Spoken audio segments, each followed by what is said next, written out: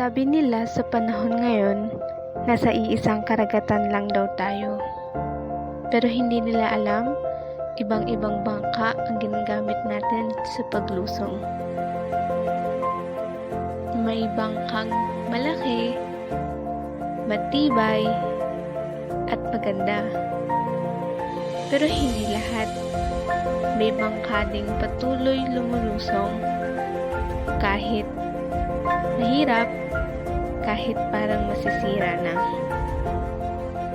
Kaya si ZY ay nakafocus na tumulong sa mga taong nangangailangan.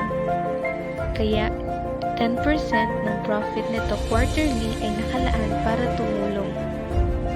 Kaya si ZY ay patuloy on creating more opportunities sa ating lahat for a better future ahead of